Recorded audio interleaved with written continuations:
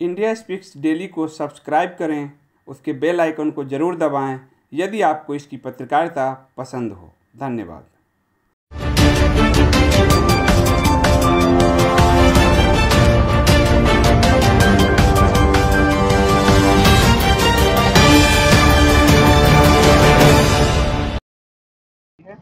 कि पिछले 4 से 14 के बीच कितने निर्दोष हमारे वजह से पकड़े गए।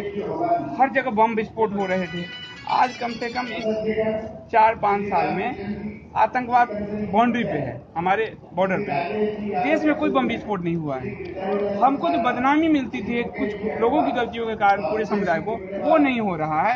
लेकिन ऐसे सकारात्मक लोगों को ये पॉलिटिकल पार्टी सुनने को तैयार नहीं। संदीप जी, देखे मैं आप डेमोक्रेटिक पार्टी जबकि मुफ्ती महबूबा मुख्यमंत्री रही, बीजेपी ने उन्हीं से टाइप किया, चुनाव लड़ा, अब उन्हीं में फ्रैक्शन पैदा हुए, फिर अलग अलग हो गए। वहीं बीजेपी कहाँ तक के देशद्रोही पार्टी कहती थी, उन्हीं से जाके उन्होंने हाथ मिलाया।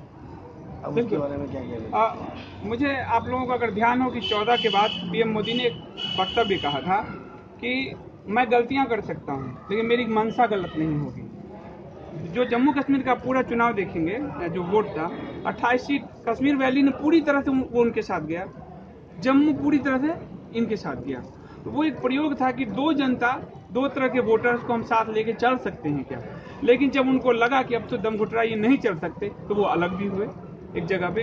तो लोकतंत्र में जब आप जनता इस तरह का वोट देती है तो प्रयोग करने में वो प्रयोग असफल हुआ, लेकिन वो प्रयोग उन्होंने किया और असफल हुआ तो उन्होंने मानी भी। और प्रधानमंत्री की लैंग्वेज, वही कांग्रेस के दिग्गजों की लैंग्वेज, चौकीदार चोर है, पप्पू पास हो गया। क्या हिंदुस्तान के उच्च पदों पर बैठे हुए इन नेताओं के ऐसे क्या वर्ड का इस्तेमाल करना जायज़ है? मुझे लगता है जब आप पूरी दुनिया के डेमोक्रेसी को देखेंगे तो चुनाव के समय ये भाषा चलता है, और आज नहीं चल रहा। जब कृष्ण मेनन को नेहरू जी ने खड़ा किया था और उनके खिलाफ उस समय कृपलानी खड़े हुए थे, आचार्य कृपलानी, जिन्होंने नेहरू जी का प्रस्ताव रखा, जिनकी वजह से वो प्राइम मिनिस्टर बने थे। उसके लिए ये लोग प्रयोग करते थे ट्रिपल लूनी, माने मिर्गी का जिसको दौरा पड़ता है। ये उस दौर के चुनाव की मैं बात बता रहा हूँ, 50-60 के दशक की। तो चुनाव में ये चीजें चलती। हम हमेशा अभी के डेमोक्रेसी को कि ये चल रहा है, सम्मान गिर रहा है। चुनाव एक ऐसा है कि आदमी अपनी कई मर्यादाओं को लांघ जाता है।